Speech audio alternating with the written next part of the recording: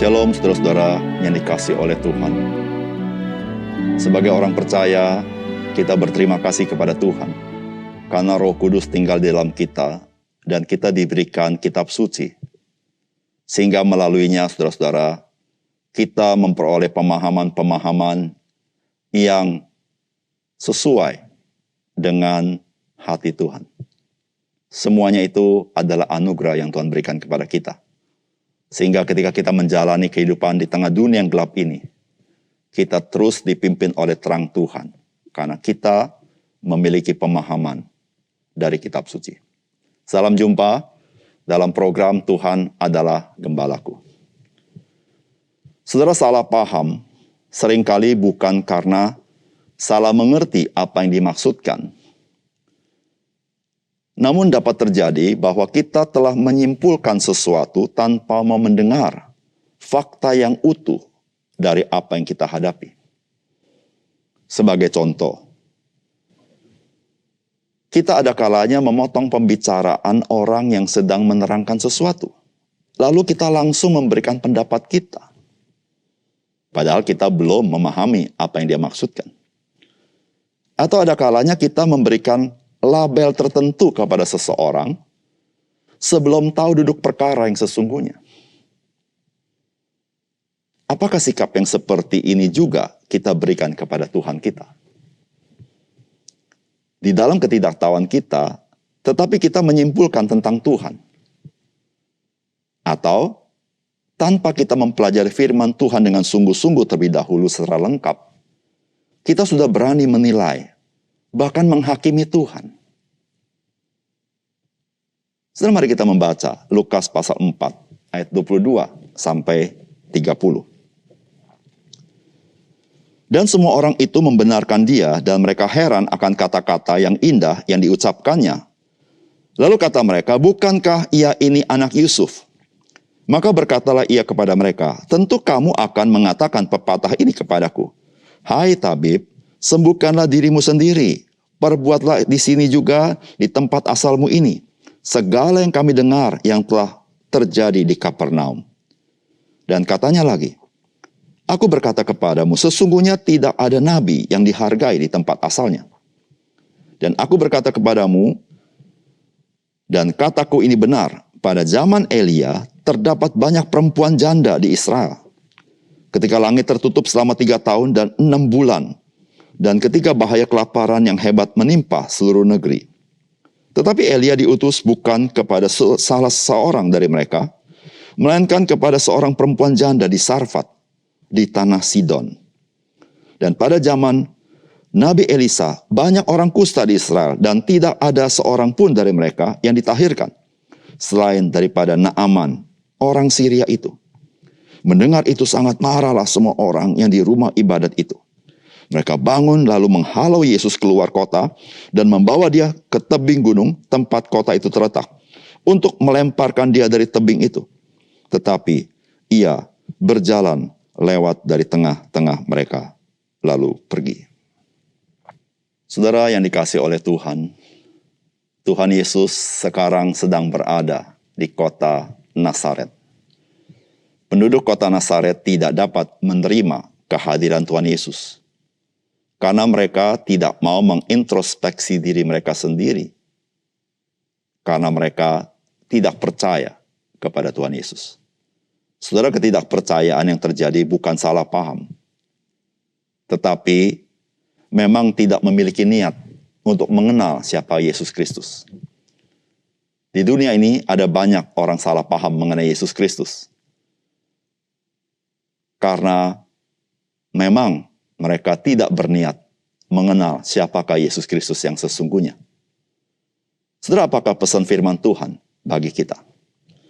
Yang pertama, jangan kita menganggap rendah siapapun, karena tidak ada sesuatu yang terjadi itu kebetulan. Saudara, firman Tuhan berkata, dan semua orang itu membenarkan dia, dan mereka heran akan kata-kata yang indah diucapkannya.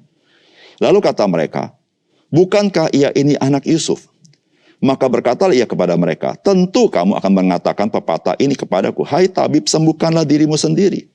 Perbuatlah di sini juga di tempat asalmu ini segala yang kami dengar yang telah terjadi di Kapernaum. Dan katanya lagi, aku berkata kepadamu, sesungguhnya tidak ada nabi yang dihargai di tempat asalnya. Saudara, apa yang terjadi dengan Tuhan Yesus di kota Nazaret? Yang terjadi adalah orang Nazaret atau penduduk Nazaret tidak menghargai Yesus Kristus. Saudara, mengapa mereka tidak bisa menghargai Yesus Kristus sebagaimana dirinya? Karena mereka berkata, bukankah dia ini anak Yusuf? Saudara, tentu yang dimaksud Yusuf ini adalah orang Nazaret yang adalah tunangan dari Maria. Dan dia adalah tukang kayu. Dan orang-orang yang berkata seperti ini, kemungkinan juga adalah tetangga daripada Yusuf. Kita tidak boleh membayangkan kota Nazaret seperti kota-kota besar hari ini.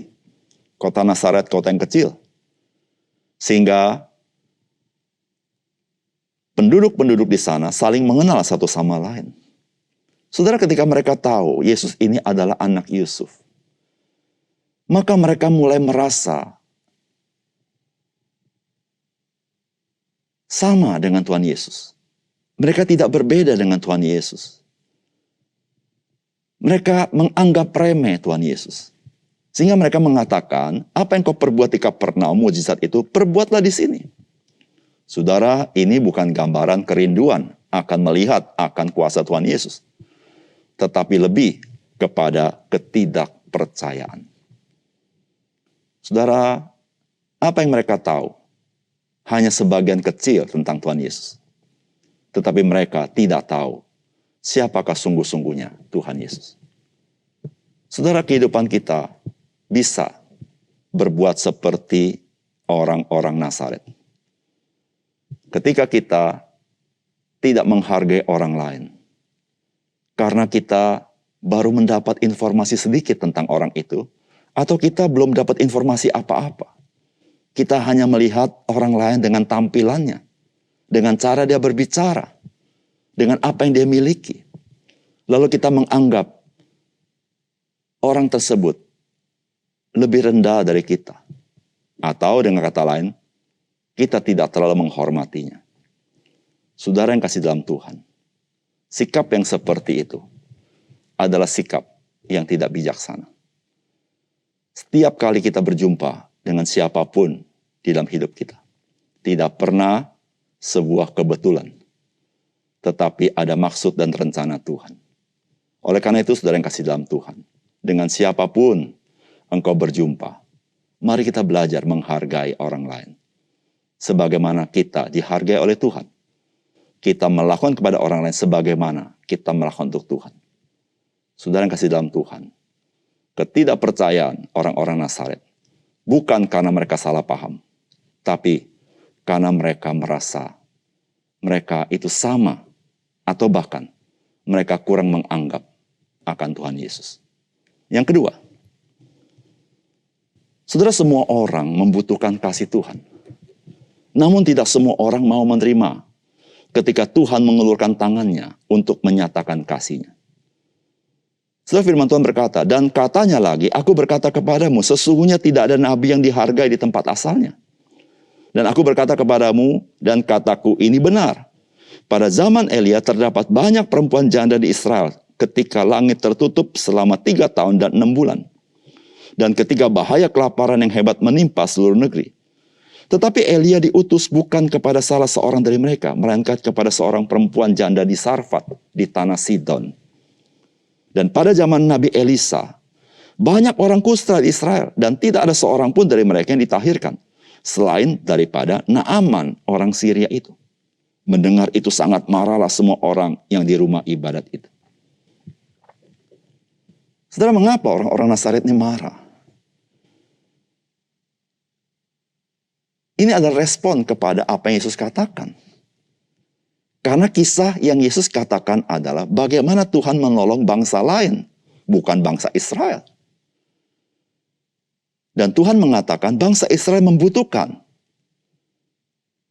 Tetapi yang Tuhan tolong adalah bangsa lain.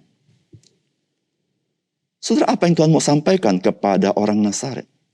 Saudara, orang Nazaret membutuhkan pertolongan Tuhan. Tetapi mengapa Tuhan tidak menolong mereka? Karena mereka tidak mau menerima uluran tangan Tuhan. Itu yang Tuhan mau sampaikan. Saudara, semua orang membutuhkan kasih Tuhan. Tidak ada seorang di dunia ini yang tidak membutuhkan kasih Tuhan. Tidak ada seorang di dunia ini yang tidak membutuhkan keselamatan daripada Tuhan. Namun pertanyaannya adalah, dari orang-orang yang berkata, saya butuh keselamatan daripada Tuhan, siapakah di antara mereka yang mau menerima uluran tangan Tuhan Yesus? Di mana Tuhan berkata, aku mengetuk pintu hatimu, dan barang siapa membukanya, aku akan duduk makan bersama-sama dengan dia. Adakah di antara sekian banyak orang berkata seperti salah seorang penjahat yang ada di salah satu sisi kayu salib Tuhan Yesus, yang berkata, Tuhan, ketika engkau datang sebagai raja, ingatlah akan aku. Saudara, ketika dia berkata demikian, Yesus berkata, hari ini juga engkau bersama-sama aku di Firdaus. Saudara yang kasih dalam Tuhan, semua manusia membutuhkan kasih Tuhan. Tetapi saudara-saudara, tidak semua manusia mau menerima uluran tangan Tuhan. Disitulah saudara-saudara, Tuhan berkata bahwa pada zaman Elia, ada banyak perempuan janda di Israel. Pada saat kelaparan akan datang, tetapi yang Tuhan utus adalah Elia pergi kepada seorang janda yang ada di Sarfat, di tanah Sidon. Dan pada zaman Elisa, ada begitu banyak orang kusta di Israel. Tetapi Tuhan mengutus Elisa kepada Naaman, orang Syria itu. Saudara, biarlah saudara menjadi orang yang berbahagia. Karena ketika Tuhan Yesus mengulurkan tangannya kepada saudara, saudara berkata, ya Tuhan, tolonglah saya. Saya orang berdosa. Saya tidak mampu. Saya tidak berdaya. Hanya Engkaulah yang sanggup menolong saya. Maka Engkau menjadi seperti janda di Sarfat. Dan seperti Naaman orang Syria itu. Mengalami kuasa dan kasih Tuhan. Mari kita tunduk kepala, kita berdoa. Bapa surga, terima kasih untuk kebenaran firman-Mu. Biarlah apa yang kami baca dari firman-Mu menolong kami. Supaya kami tidak serta-merta dengan pengetahuan begitu sedikit. Langsung memberikan penilaian kepada Tuhan Yesus. Tanpa kami membaca firman Tuhan sungguh-sungguh mempelajari baik-baik. Dan biarlah Tuhan tolong kami. Kami semua membutuhkan kasih Tuhan. Tapi Tuhan tolong kami supaya kami sungguh-sungguh ya Tuhan. Merespon kepada uluran tangan Tuhan. Dan menyadari betapa kami tidak berdaya kecuali Tuhan menolong kami. Ya Tuhan, biarlah kami boleh menjadi seperti janda di Sarfat yang mengalami pertolongan Tuhan. Seperti Naaman orang Syria itu. Terima kasih Tuhan. Di dalam nama Tuhan Yesus kami berdoa. Amin.